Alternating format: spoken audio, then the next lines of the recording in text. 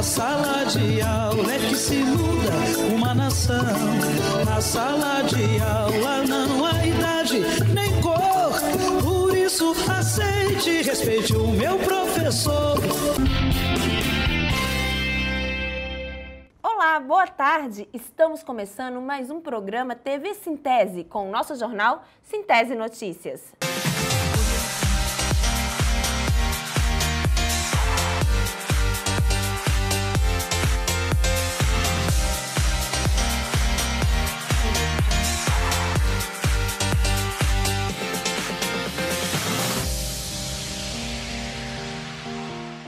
Vamos começar o jornal com uma ótima notícia, coisa rara ultimamente nesse país, não é? O Coral do Sintese, que tem a regência do maestro Zack Oliver, irá se apresentar em Salvador. As apresentações acontecerão nos dias 27 e 28, durante o Festival de Corais Bahia 2018. O evento tem caráter internacional e irá reunir mais de 20 corais. O Coral Sintese faz parte do projeto Sintese Cultural. O projeto teve início em 2009 para proporcionar aos professores filiados um momento coletivo de vivência e também o fortalecimento da autoestima, o estímulo à pesquisa e o respeito às tradições e manifestações artístico-culturais. Lembramos que também faz parte do Sintese Cultural o grupo de danças folclóricas, que é coordenado pelo professor Milton Leite. Portanto, se você é professor ou professora da ativa ou aposentado e quer participar do coral ou do grupo de dança folclórica, as inscrições estão sempre abertas no Centro Cultural Professor José dos Santos, localizado à Rua Duque de Caxias, 233, em Aracaju. Mais informações pelo telefone 3023-9416. A Central Única dos Trabalhadores de Sergipe, CUT, nesses tempos de destruição cotidiana da democracia, da soberania e dos direitos da classe trabalhadora, apresenta aos sergipanos e sergipanas sua plataforma para as eleições 2018. O documento reúne propostas elaboradas pelos sindicatos e federações locais a partir da ótica dos trabalhadores e das trabalhadoras e em favor do povo sergipano. A plataforma da CUT Sergipe complementa, acrescentando à realidade da população sergipana, a plataforma da CUT Brasil, elaborada pela Direção Nacional da Central, que reúne propostas dos trabalhadores de todos os ramos de trabalho brasileiro. Para dar um basta no golpe político, midiático e jurídico ocorrido em 2016, que já causou prejuízos imensuráveis à maioria da população, a CUT, na condição de maior entidade sindical do Estado e do país, orienta a classe trabalhadora a votar em candidatos comprometidos com o interesse do povo explorado de Sergipe e do Brasil. Para falar sobre esses e outros assuntos, nós vamos conversar agora com o presidente da CUT Sergipe, professor Dudu, e com o professor da Universidade Federal de Sergipe, Romero Venâncio. Até já! Boa tarde, Dudu. Boa tarde, Romero. É um prazer ter vocês aqui com a gente nesse momento tão importante da política nacional. Primeiro, eu vou começar a entrevista com você, Dudu. Eu gostaria que você explicasse para a gente, fizesse uma análise aqui para o pessoal de casa sobre esse resultado das eleições, tanto para presidente como Congresso Nacional e o governo do Estado. Vamos começar pela presidência da República. Como você analisa esse resultado? Olha, pior do que esse seria impossível. Eu quero lembrar que aqui na América Latina, durante um período recente, nós tivemos um avanço das ideias progressistas, com presidentes com concepção de esquerda, inclusive. E agora nós estamos tendo um refluxo na Argentina, em outros países, mas em nenhum lugar o refluxo foi tão pior. Quando eu digo refluxo das ideias progressistas, foi tão ruim quanto no Brasil com o avanço dessas ideias fascistas. Você tem um presidente que é assumidamente de direita. Então isso não pode ter pior do que isso. Com certeza. Romero, como você analisa esse resultado para a eleição presidencial? Nessa mesma linha. Eu acho muito ruim o resultado, foi muito ruim. Desde a Nova República da década de 80, que a gente não tem um pleito tão ruim, inclusive de cabo a rabo, né, de cima a baixo. Obviamente o destaque para presidente da República, Agora, eu sempre avalio da seguinte maneira, 2013 é um marco para as minhas avaliações, né? Eu diria que as nossas perplexidades políticas, elas começam em 2013. 2013, parecia que a gente tinha dois caminhos, e obviamente a direita em 2013 ela começa a fazer um grande movimento. O movimento ele vai sempre em crescente. Eu diria o seu primeiro ponto alto é quando eles conseguem o impeachment, que na verdade é um golpe. O impeachment é apenas um nome formal, jurídico, mas o que aconteceu foi um golpe de Dilma Rousseff. E depois do golpe, abriu-se todas as possibilidades. Então, eu diria que há um Brasil que nasce em 2013, 2014, 2015, 2016 ele se consolida, e 2018 ele tem o seu maior desafio, que é ter um candidato de direita, mas não só de direita, né? Um candidato que tem um traço fascista assumido. Você vê tanto no programa dele como...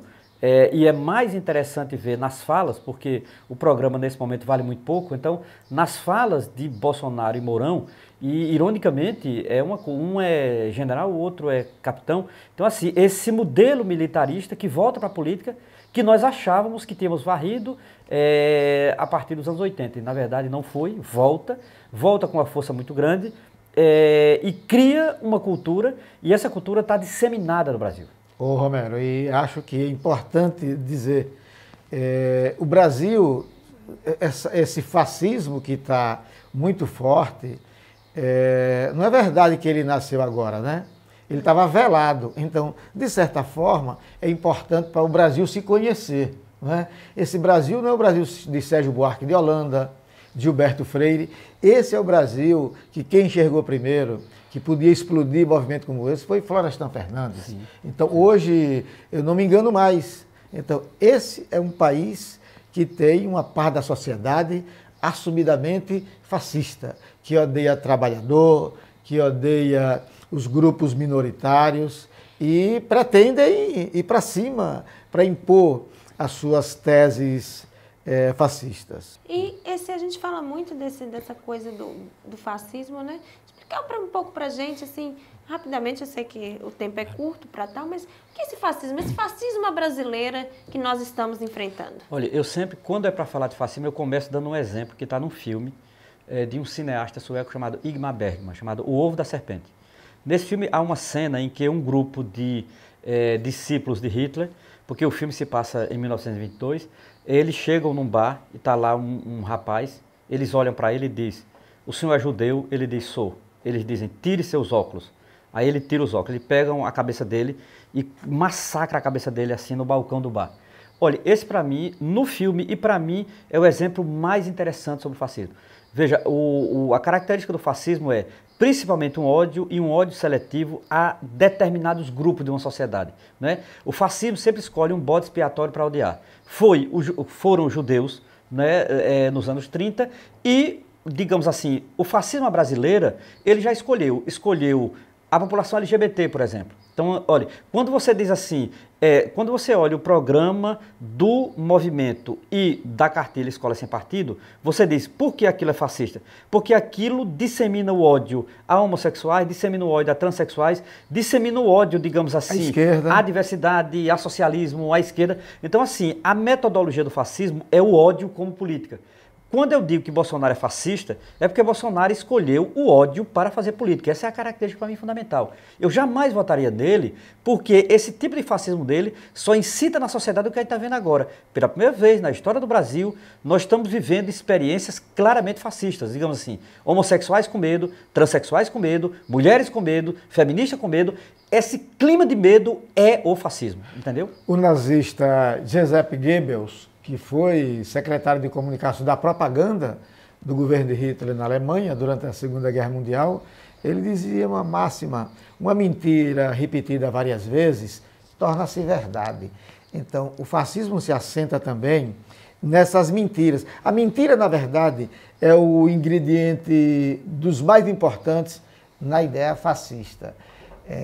Eles, por exemplo, negam os partidos. Bolsonaro é de partido ou não é de partido? Ele tem um partido, sim, mas eles negam o partido. Tanto é quando vão para a rua, Aqui a gente não aceita bandeira de partido. Meu partido é o Brasil. Essa é a primeira grande mentira. Eles têm um partido, eles têm um programa, mas na rua eles negam, que é para atrair aquelas pessoas que estão disseminadas, ou estão contaminadas pelo ódio e contra esse sistema apodrecido que o próprio Bolsonaro ajudou a criar. Outra coisa, vocês percebam que eles tentam pegar no sentimentalismo o hino nacional, aí toca a alma do brasileiro, o patriotismo. Você vê um monte de empresário bandido, e Sergipe é tão pequeno, a gente conhece muita gente que é acostumada a bater, fazendeiro é acostumado a bater de taca no empregado, tá? Aí fala lá o hino nacional, pela pátria, uma coisa absurda. Esse ódio ele tem sido refletido em atos violentos, né? Na semana passada, morreu o mestre de capoeira Moa do Catendê, assassinado com 12 facadas pelas costas em um bar em Salvador, ao manifestar o seu voto em Fernando Haddad. Ele foi esfaqueado por um eleitor do Jair Bolsonaro, né? Como é que a gente encara isso, essa onda fascista que está tomando nosso quem país? melhor resumiu isso foi o Conversa Fiada. Paulo Henrique Amorim, ele fez uma série de montagens com os últimos acontecimentos, do assassinato de Marielle até Moa do Catendê. Muito interessante, não é? Ele vai pontuando essas, digamos, como o ódio vem numa crescente na política brasileira. À medida em que vai se acirrando os ânimos políticos, também vão se acirrando as práticas, geralmente são práticas fascistas. Então, estão na mira homossexuais, transexuais, negros e pobres. Então está claramente na mira. Então não é gratuito que o símbolo de Bolsonaro é uma arma. É você fazer o gesto de uma arma. Significa dizer, quem usa uma arma só tem uma finalidade. A arma não tem outra finalidade. A arma digamos assim, é unidimensional, só tem uma dimensão. Que é exatamente eliminar alguém. Então significa dizer, quem atira quer eliminar alguém. E está muito claro quem eles querem eliminar. Olha, a comunidade LGBT hoje, a comunidade negra hoje, ela está com medo. Ela está com medo porque ela literalmente é alvo. Eu diria, isso nunca houve na política brasileira. Ô Romero, é importante também destacar, o que é que está aterrorizando as pessoas? É que num país onde tudo é permitido, e é exatamente a ideia que passa Bolsonaro, comigo na presidência, tudo é permitido, ou seja, tudo que eu defendo será permitido. E sempre tem que fazer paralelo. Na Itália de Mussolini, na Itália fascista, os camisas negras, a juventude principalmente lá, amparada pelo governo fascista, invadia as casas das pessoas, espancavam as pessoas, roubava os objetos das pessoas, e quando você ia dar queixa do agressor, você ficava preso. Então, no Brasil parece que já começa, eles percebem o seguinte, o capitão manda em tudo, então eu posso sair armado. O meu filho foi ameaçado recentemente, uma pessoa armada chutou o carro simplesmente porque tinha um adesivo de Haddad e Manuela, ou seja, o terror já está implantado, então não há alternativa a não ser reagir, e reagir denunciando, reagir não se escondendo, fazendo o contraponto na rua, não com o mesmo método, mas dizendo, nós estamos aqui e nós não vamos aceitar o toque de recolher. Com toda certeza. A onda fascista, liderada por Jair Bolsonaro, que defende a ditadura militar, como já colocamos, a pena de morte, porte de arma para a população, elegeu o Congresso mais conservador das últimas 3 décadas. A Câmara dos Deputados, embora tenha 53,4% de sua composição composta por novos parlamentares, conviverá com pautas mais conservadoras a partir de 2019. Sobretudo, haja vista a grande eleição do partido do próprio Bolsonaro, do PSL, o número mais que triplicou de deputados. Que esperava eleger só 30 deputados, chegou a eleger 52 deputados. Eu acho que, se não me engano, eles tinham 8 deputados, era um número muito pequeno anteriormente.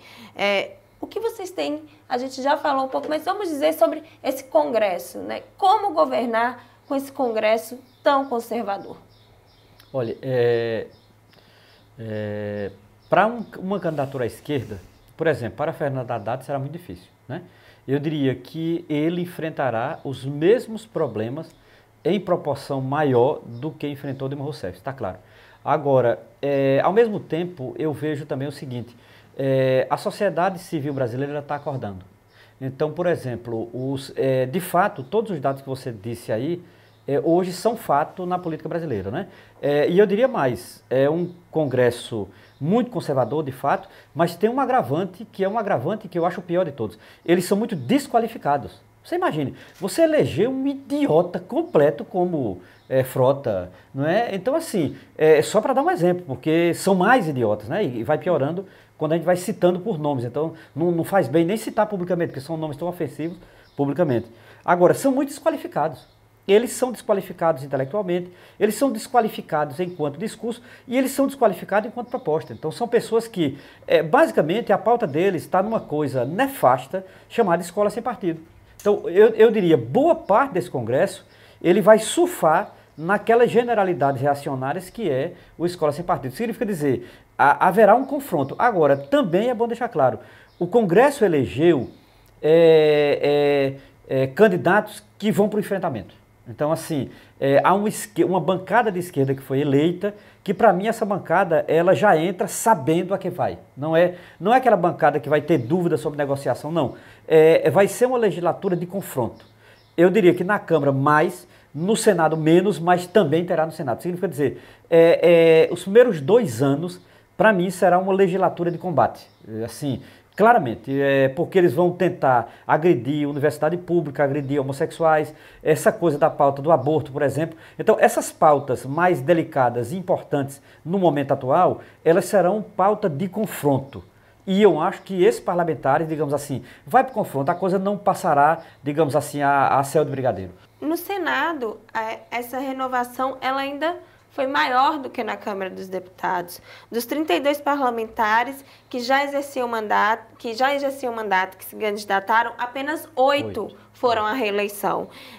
Ficaram de fora caciques como o próprio presidente da casa, que é o Eunício Oliveira, do PMDB do Ceará, o líder do governo no Congresso, Romero Jucá, também ficou de fora do Senado. E como é que você acredita que o Brasil vai ser o Brasil? Como é que vai ser a Câmara do Senado com esse novo quadro de senadores, que também é um quadro conservador? Claro. Não, mas tem algumas coisas que eu estou rindo porque algumas coisas são irônicas. Por exemplo, uma coisa que eu me diverti demais. Magno Malta perder. Não perder. Para quem Magno Malta perdeu? Perdeu para um senador novo no Espírito Santo, que é homossexual, tem 2 filhos, luta por defesa de animais, etc.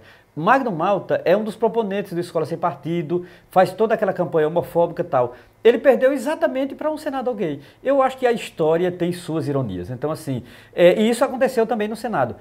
Esses caciques, você pega de Eunício Oliveira a Garibaldi Alves, aquela, digamos assim, aquela turma terrível, digamos assim, aquela velharia terrível, Então, boa parte, isso de certa forma anima. Claro que não muda completamente a configuração, porque até pode ter entrado piores, e eu acho que sim. Você vê, já entrou um militar em São Paulo que derrotou o Suplicy, o que eu acho uma pena.